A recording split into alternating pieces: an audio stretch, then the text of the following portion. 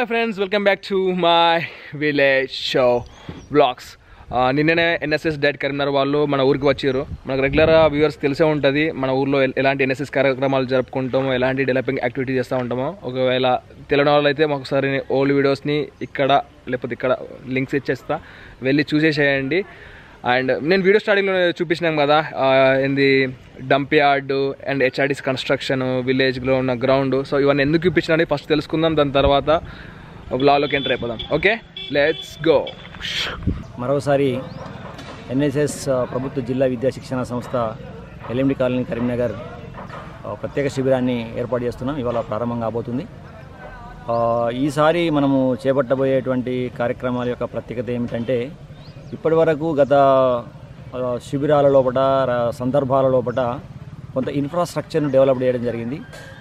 ఉదాహరణకు గ్రౌండ్ కావచ్చు, dump yard కావచ్చు, వాటర్ ప్లాంట్ కావచ్చు, తర్వాత హెచ్ఆర్డీసీ నిర్మాణం కావచ్చు. అయితే వీటన్నింటినీ ఈసారి ఎఫెక్టివ్గా నడపడానికి, అవి ఒక కేంద్రాలుగా పనిచేయడానికి ఇది ఒక ప్రారంభంగా దానికి అలవాటు చేసేటువంటి కొన్ని కార్యక్రమాలను చేయదలిచాం. ఉదాహరణకు ఇప్పుడు గ్రౌండ్ యాక్టివిటీస్ అనేటువంటిది మార్నింగ్ 6 to 7 డైలీ పెట్టుకున్నాం. అందులో ముఖ్యంగా ఎవరైతే కానిస్టేబుల్, ఎస్ఐ అభ్యర్థులు ఉన్నారో వాళ్ళకు కొంచెం టెక్నిక్స్ నేర్పడానికి మేము మా దగ్గర నుంచి ఒక ఫిజికల్ ఎడ్యుకేషన్ లెక్చరర్ కూడా తీసుకురావడం జరిగింది. వారి ద్వారా కొన్ని టెక్నిక్స్ వాళ్ళకు నేర్పడానికి పొద్దున ఒక సెషను, అదేవిధంగా పిల్లలను కూడా గ్రౌండ్కు తీసుకొచ్చేసి మెల్లమెల్లగా గ్రౌండ్ను సద్వినియోగం చేసుకునేటువంటి ఒక హ్యాబీని ఇంకల్కేట్ చేయడానికి మార్నింగ్ 6 to 7 ఒక డైలీ అదొక యాక్టివిటీ పెట్టడం జరిగింది. తర్వాత శ్రమదానంలో మనము బ్రేక్ఫాస్ట్ తర్వాత దాదాపు 9 గంటల నుండి 12 గంటల మధ్యన కార్యక్రమం ఉంటుంది శ్రమదానం. దానిలో ఈసారి ఎక్కువగా ఏంటి అని అంటే, కొత్త కన్స్ట్రక్షన్స్ కంటే కూడా మనకు విలేజ్లో రకరకాల కారణాల చేత రాళ్ళు, తర్వాత చెత్త చెదారము, కట్టెలు, సద్వినియోగం లేనటువంటి వస్తువులను వేసిపెట్టినటువంటి చాలా చోట్ల ఊరంతటా ఉన్నాయి.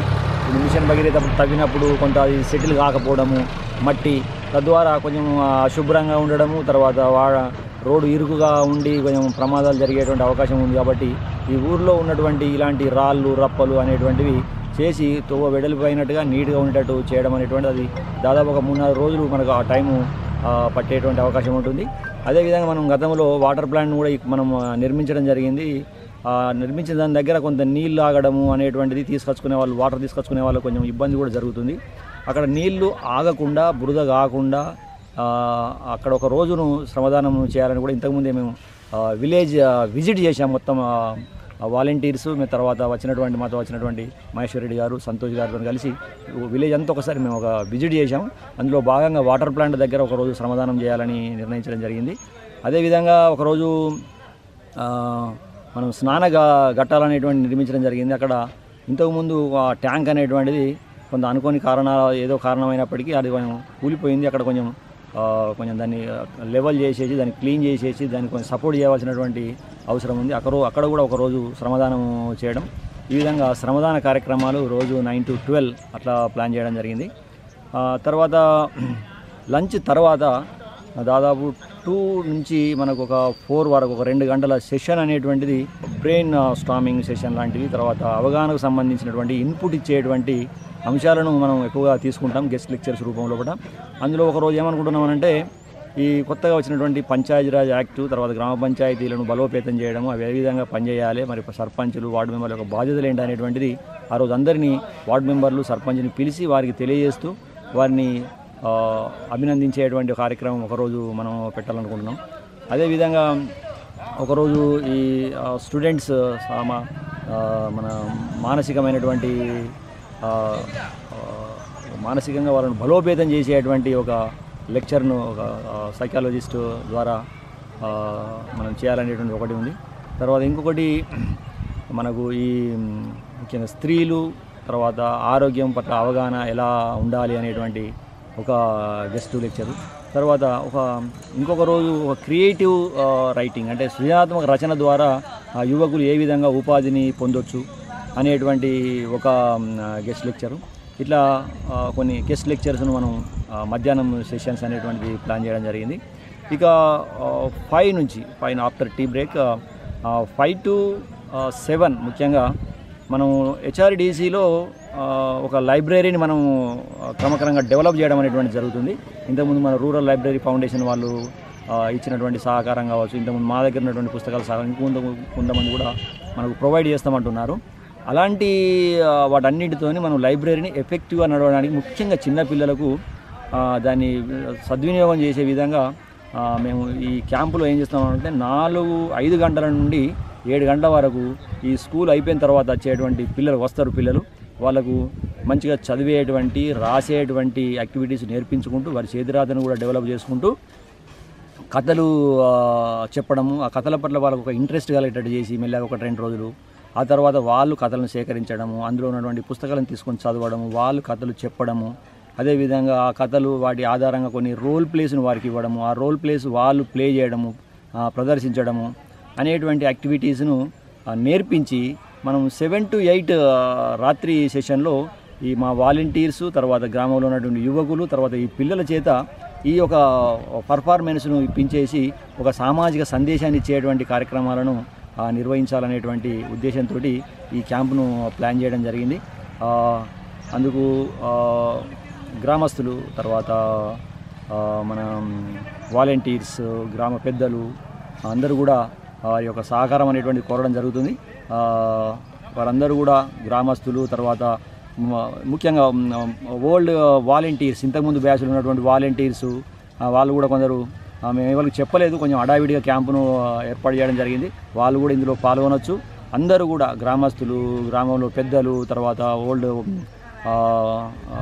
ప్రీవియస్ వాలంటీర్స్, సీనియర్ వాలంటీర్స్ అందరూ కూడా ఈ క్యాంపులో వారికి వచ్చినటువంటి వీలు కలిగినటువంటి సమయంలో వచ్చేసి మనతో పాల్గొని ఈ క్యాంపు విజయవంతానికి సహకరించవలసిందిగా కోరుతున్నాం. ముఖ్యంగా గ్రామంలో ఉన్నటువంటి యువకులు, తర్వాత పెద్దలకు, గ్రామ పంచాయతీ సిబ్బంది అందరికీ కూడా, వారి యొక్క సర్పంచ్, వార్డు మెంబర్స్ అందరికీ కూడా మనం ఏంటంటే ఈ క్యాంపులో చక్కగా పాల్గొని మనం ఎక్కువ పనులు పిల్లలు తెలుసుకునే విధంగా మన గ్రామానికి మనం మంచి జరిగే విధంగా వ్యవహరించాలని అందరికీ వినపం నా యొక్క మనవి.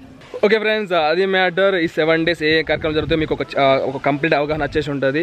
అండ్ ఇంకో విషయం ఏంటంటే హెచ్ఆర్డీస్కి సంబంధించిన డొనేషన్ వివరాలు అండ్ కన్స్ట్రక్షన్ దాని గురించి వీడియో ఎండింగ్లో డిస్కస్ చేసుకుందాం. అండ్ ఇవాళ ఇంకోటి కూడా ఉంది కార్యక్రమం ఏంటంటే కొత్తగా ఎన్నికైన సర్పంచ్, ఉప సర్పంచ్, వార్డు మెంబర్ ప్రమాణ స్వీకారం జరుగుతుంది. ఫస్ట్ అది వెళ్ళి కవర్ చేసేద్దాం, దాని తర్వాత మన రెగ్యులర్ ఎన్ఎస్ఎస్ బ్లాగ్ కవర్ చేసేద్దాం. Okay, let's go. తిరుపతి నేను లంబడిపల్లి గ్రామానికి సర్పంచ్ వార్డు సభ్యునిగా ఎన్నికైనందున శాసనం ద్వారా నిర్మితమైన భారత రాజ్యాంగం పట్ల నిజమైన విశ్వాసం విధేయత చూపుతానని భారతదేశ సార్వభౌమాధికారాన్ని సమగ్రతను కాపాడుతానని నేను స్వీకరించబోయే కర్తవ్యాన్ని శ్రద్ధతో అంతఃకరణ శుద్ధితో నిర్వహిస్తానని పవిత్ర హృదయంతో ప్రతిజ్ఞ చేస్తున్నాను.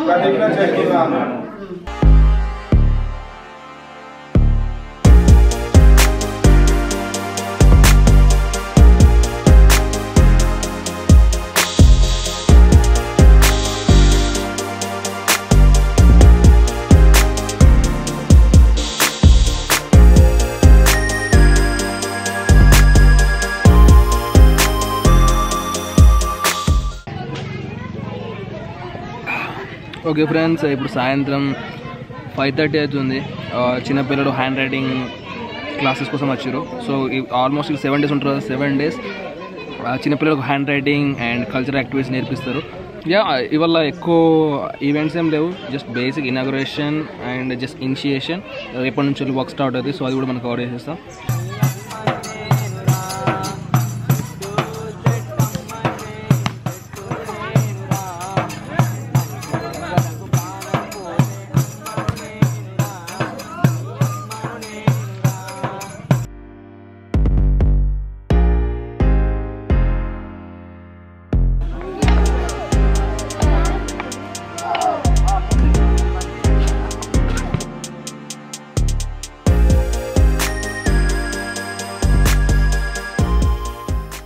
నైట్ బాగా లేట్ అయిపోయింది వీడియో ఎడిటింగ్ చేయడానికి. మార్నింగ్ అప్లోడ్ చేద్దాం అనుకున్నా, కుదరలేదు. కనీసం ఇవాళ నైట్ వరకు వీడియో అప్లోడ్ చేసే ప్రయత్నం చేస్తా. జనరల్గా నైట్ టైంలో మేము స్టోరీ అండ్ స్క్రిప్ట్ డిస్కషన్ చేస్తూ ఉంటాం. సో దానివల్ల ఎడిటింగ్ అనేది లేట్ అయిపోయింది. ఓకే, మనం ఆ వీడియో స్టార్టింగ్ చెప్పినాం కదా, మన హెచ్ఆర్డీసీ డొనేషన్ వివరాల గురించి ఇవాళ మాట్లాడుకుందాం అని చెప్పేసి. సో హెచ్ఆర్డీసీకి టోటల్గా ఆల్మోస్ట్ 9 lakhs చేంజ్ ఖర్చు అయింది. సో దాంట్లో హాఫ్ అమౌంట్ ఆల్మోస్ట్ 5 lakhs దాకా అయితే మనం మై విలేజ్ తరపు నుంచి పెట్టుకున్నాం. అండ్ మిగతా అమౌంట్ మన సబ్స్క్రైబర్స్ అండ్ సపోర్టర్స్ వచ్చింది. సో దాంట్లో మెయిన్గా TV9 వాళ్ళు మనకు 2,94,000 rupees డొనేట్ చేశారు. అండ్ డైలూరు విలేజ్ NRI గ్రూప్ వాళ్ళు $1,000 డొనేట్ చేశారు. అండ్ లింగంపల్లి కృష్ణారెడ్డి మన ఊరే 25,000 rupees డొనేట్ చేశారు. అండ్ చాలా సోర్సెస్ నుంచి చాలా డొనేషన్స్ వచ్చినాయి. కొంతమంది నాకు మెయిల్ చేశారు, ఇలా సెండ్ చేసినామని. చాలామంది నాకు సెండ్ చేయలేదు. ఏ గ్రూప్ ఏ సోర్స్ నుంచి మనీ వచ్చిందో నాకు తెలియదు. సో ఈ వీడియో డిస్క్రిప్షన్లో టోటల్ డీటెయిల్స్ పెట్టేస్తా. ఏమైనా మిస్టేక్స్ ఉంటే నాకు పర్సనల్గా మెయిల్ చేయండి, దాన్ని చేంజెస్ పెట్టేసేస్తా.